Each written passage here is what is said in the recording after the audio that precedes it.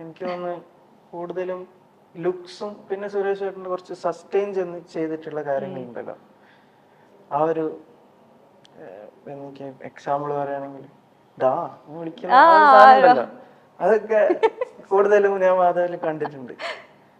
നിങ്ങള് ബ്രദേഴ്സിലെ ഇപ്പം ഗോകുലും മാധവും രണ്ടുപേർക്കും അച്ഛന്റെ നല്ല ചായ ഉണ്ട്, പക്ഷെ രണ്ടുപേരും കാണാൻ വ്യത്യാസമുണ്ട്.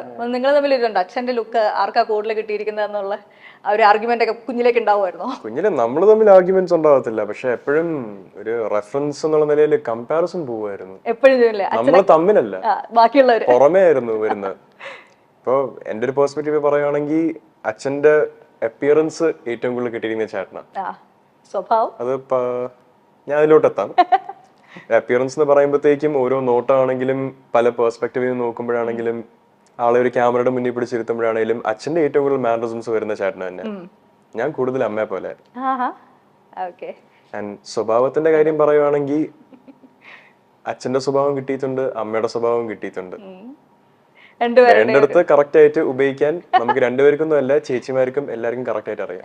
കറക്റ്റ് ആയിട്ട് ആ ഒരു പെരുമാറ്റ രീതി. സീലിക്ക, നിങ്ങളെ കുട്ടികളെ പറ്റിയിട്ട് ഒരുപാട് സ്ഥലങ്ങളിൽ നമ്മൾ എല്ലാവരും പറയും, കാരണം ബെസ്റ്റ് രീതിയിലുള്ള പാരന്റിങ് ആണ് തന്നിരിക്കുന്നത്, നിങ്ങൾ ബിഹേവ് ചെയ്യുന്ന രീതിയെ പറ്റിയൊക്കെ ഒരുപാട് പേര് പറഞ്ഞ് ഞാൻ കേട്ടിട്ടുണ്ട്. നമ്മൾ ആദ്യമായിട്ട് മീറ്റ് ചെയ്യുന്നത്. സോ അങ്ങനെ പറഞ്ഞു കേൾക്കുമ്പോൾ നമുക്ക് ഭയങ്കര സന്തോഷമാണ്. കാരണം സ്റ്റാർ കിഡ് എന്നൊക്കെ പറയുമ്പോഴത്തേക്കും ഒരു കോൺസെപ്റ്റ്, ആൾക്കാരുടെ തെറ്റിദ്ധാരണകളുണ്ട്. അപ്പൊ ആ തെറ്റിദ്ധാരണകളൊക്കെ മാറുന്ന രീതിയിലാണ് നിങ്ങളുടെ അപ്ബ്രിങ്ങിങ്. വളരെ സെന്റേർഡ് ആയിട്ടും ഗ്രൗണ്ടഡ് ആയിട്ടും ഉള്ള അപ്ബ്രിങ്ങിങ് ആയിരുന്നു നമ്മുടെ. അച്ഛനൊരു സൂപ്പർ സ്റ്റാർ ആണ് എന്നുള്ള വളരെ തല്ലായിരുന്നു.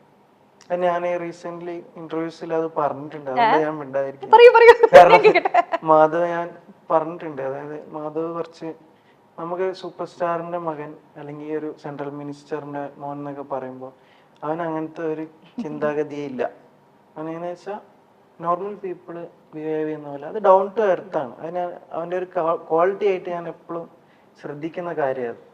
കാരണം അവനിക്ക് അങ്ങനെ ഇന്ന വേണം അങ്ങനത്തെ, അത് ആൾക്കാർക്ക് ഓട്ടോമാറ്റിക്കലി തെറ്റിദ്ധാരണ വരുന്ന സാധനങ്ങളാണ് അതൊക്കെ. പക്ഷെ അത് എനിക്ക് തോന്നുന്നു ഈ ഒരു സിനിമയുടെ പ്രൊമോഷൻസിന്റെ ഭാഗമായിട്ടും കൂടുതലായിട്ട് മാധവന് ആൾക്കാർക്ക് അറിയുമ്പോൾ അങ്ങനത്തെ സാധനങ്ങളൊക്കെ, ആ ചിന്തകളൊക്കെ എടുത്ത് കളയുന്നുള്ളത് എനിക്ക് ഉറപ്പുണ്ട്.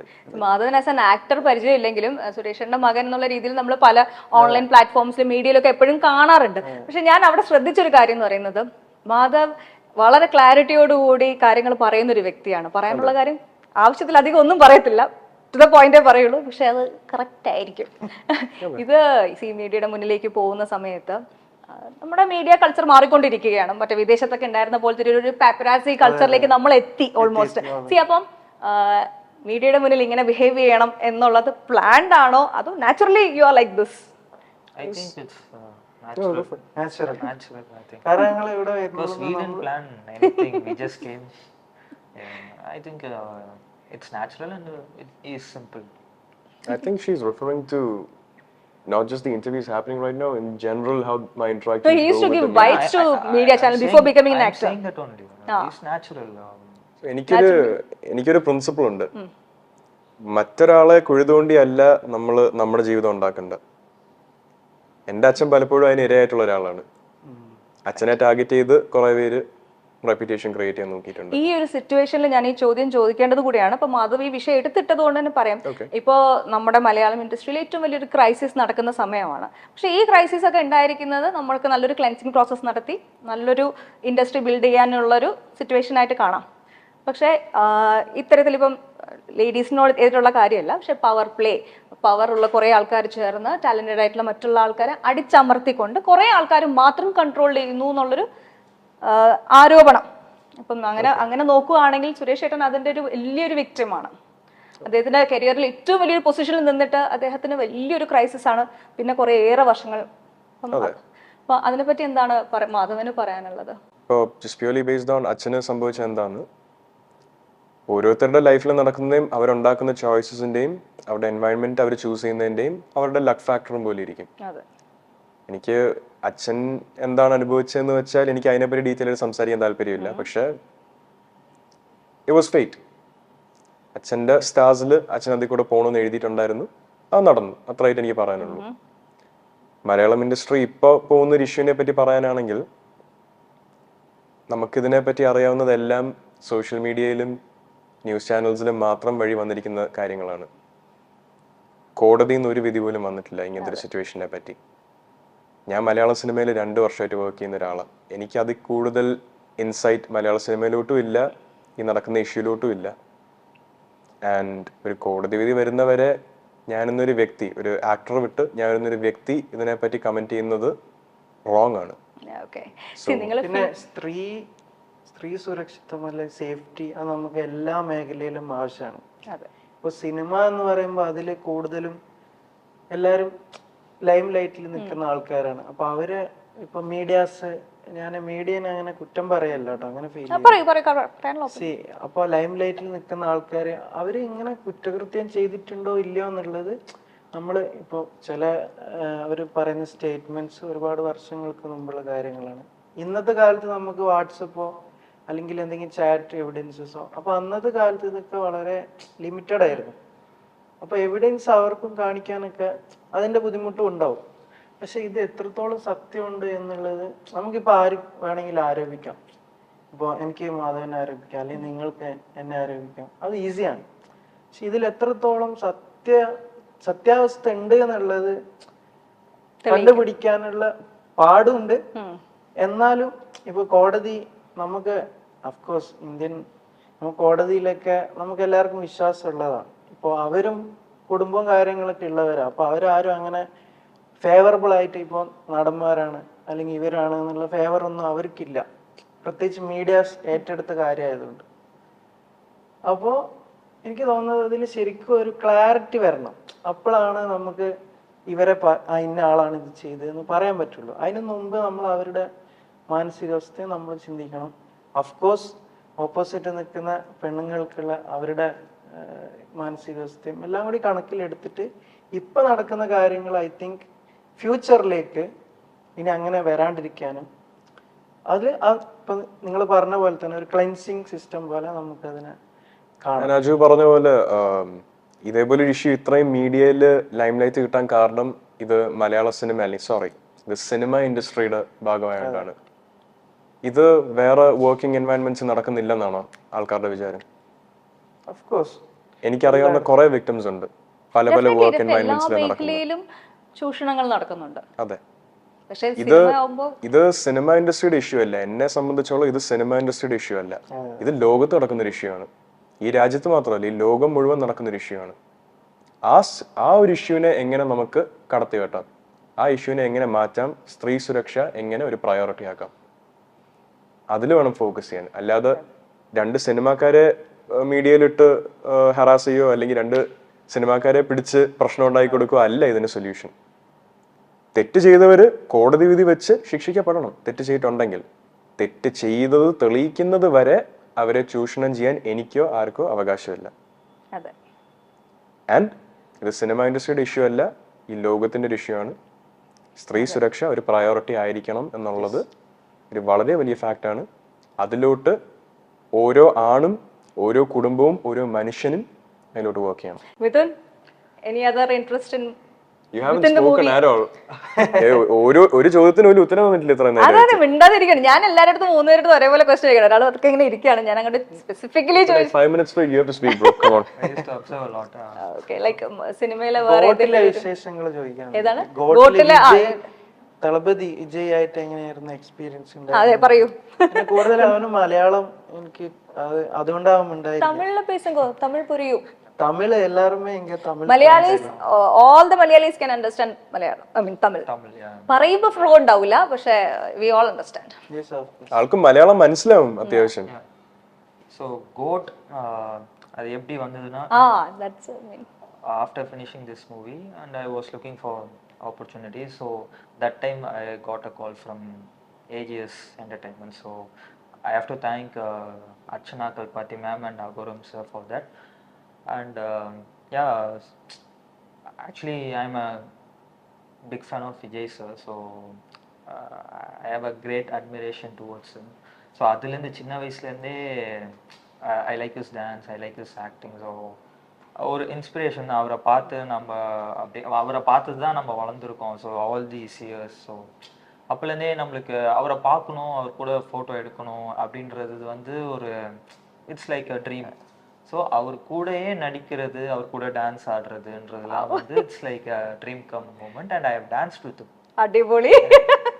ഈ ഡാൻസ് ഒക്കെ കളിക്കാന്നൊക്കെ പറഞ്ഞു കഴിഞ്ഞാൽ നമ്മളൊക്കെ ഇങ്ങനെ ആലോചിക്കാണ് വിജയുടെ കൂടെ അല്ലെ. ഞാനിങ്ങനെ ഇടയ്ക്ക് വിളിച്ച് ചോദിക്കും എവിടെയെങ്കിലും സൈഡിൽ ഒന്ന് എന്നെ നിർത്തുമോ എന്ന് പറയാൻ വിജയന്റെ കൂടെ. അത് ഇതൊരു ഞാൻ വിജയ് സാറിനെ വേലായുധം പ്രസ് മീറ്റിലേക്ക് വന്നപ്പോ എനിക്ക് ഒന്ന് മരിച്ചുപോയി ആള്. ദാസ് എന്ന് പറഞ്ഞ ഒരു സെക്യൂരിറ്റി ഉണ്ട്, കുറച്ച് നല്ല പുള്ളി ഭയങ്കര മരിച്ചുപോയി. എനിക്കപ്പോ മെമ്മറി അന്നാണ് ഞാൻ മനസ്സിലാക്കുന്നത് ഒരു സെക്യൂരിറ്റി ആയിട്ട് വർക്ക് ചെയ്യുന്ന ഒരാളുടെ പവർ. നമ്മള് ചില ലൈഫില് നമ്മള് നിസ്സാരക്കാരനായിട്ട് കാണുന്ന ആൾക്കാരെ നമ്മൾ വിചാരിക്കുന്ന പോലെ ആയിരിക്കില്ല. അന്ന് എനിക്കത് തോന്നി. കാരണം ഇപ്പൊ ഇത് എറണാകുളത്തെ റാഡിസൺ ബ്ലൂ ഹോട്ടൽ, അന്ന് എനിക്ക് തോന്നുന്നു ഡ്രീംസ്. അപ്പൊ അന്ന് എന്നോട് ഞാൻ എപ്പോഴും പുള്ളിയെടുത്ത് പറയും ഞാൻ വിജയ് ഭയങ്കര ആരാധകനാണ്, എല്ലാരും ആസ്വദിച്ചു. അപ്പൊ ഞാൻ ദാസേട്ടനോട് ഇങ്ങനെ പറയും, പുള്ളി എന്നോട് ഇങ്ങനെ പറയും വിജയിന്റെ പടം ഞാൻ സെക്യൂരിറ്റി എന്ന് പറയുമ്പോൾ ഞാൻ എപ്പോഴും പറയും. ഒരു ദിവസം പുള്ളി എന്നെ വിളിച്ചിട്ട് പറഞ്ഞു നീ ഒന്ന് പെട്ടെന്ന് വരണം. ഞാൻ എന്താ ഒരാളെ നിനക്ക് കാണിച്ചു തരാം, നിനക്ക് ഭയങ്കര ഇഷ്ടമുള്ള ഒരാളാണ്. അങ്ങനെ ഞാൻ എന്താ കേട്ടോ പറയാന്ന് പറഞ്ഞപ്പോ ആരാന്നൊക്കെ പറഞ്ഞപ്പോ ഇല്ല നീ വാ വേഗം വാന്നൊക്കെ പറഞ്ഞപ്പോ ഞാൻ ചാടി ഓടി വന്നു. അപ്പൊ എനിക്ക് ആരാന്നൊന്നും അറിയില്ലായിരുന്നു.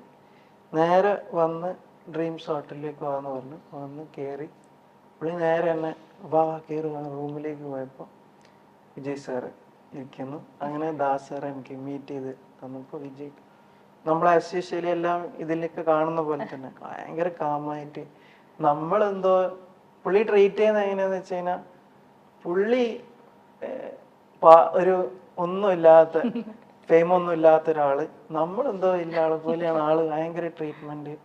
അങ്ങനെ ഒരു ഫോട്ടോ ഒക്കെ എടുത്തിട്ട് നല്ലൊരു ഒരു ഐ തിങ്ക് ഒരു 10-15 മിനിറ്റ്സ് സ്പെൻഡ് വിത്ത്. അടിപൊളി. എനിക്ക് ഭയങ്കര ഒരു മെമ്മറി എക്സ്പീരിയൻസ് ആണ്. ഒരു വലിയൊരു സ്റ്റാറിന്റെ വീട്ടിലാണ് ജീവിക്കുന്നതെങ്കിൽ കൂടി നമുക്ക് ആരാധനയുള്ള ആക്ടേഴ്സ് ഒക്കെ ഉണ്ടാവുമല്ലോ.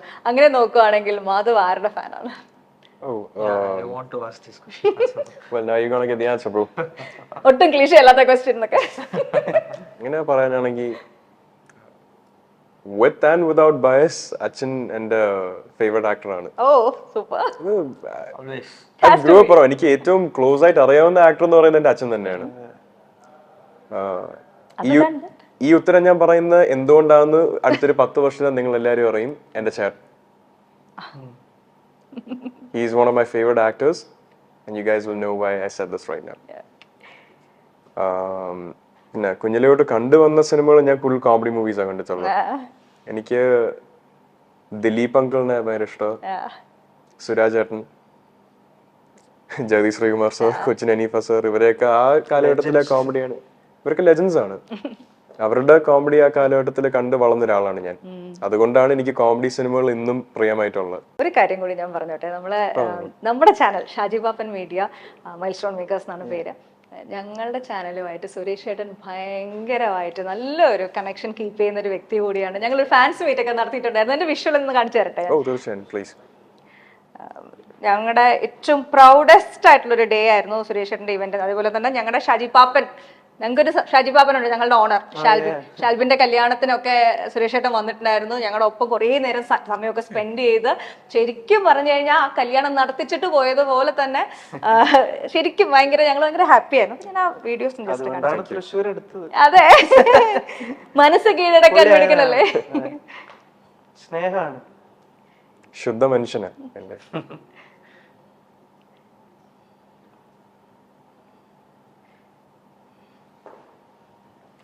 സുരേഷ് ഏട്ടൻ അങ്ങനെ എന്തെങ്കിലും ഡയറ്റ് എന്തെങ്കിലും ഉണ്ടോ? ഒന്നുമില്ല, ഡയറ്റ് ഒട്ടും ഇല്ലാത്ത ഏക ജീവി ഞാനായി ലോകത്ത്.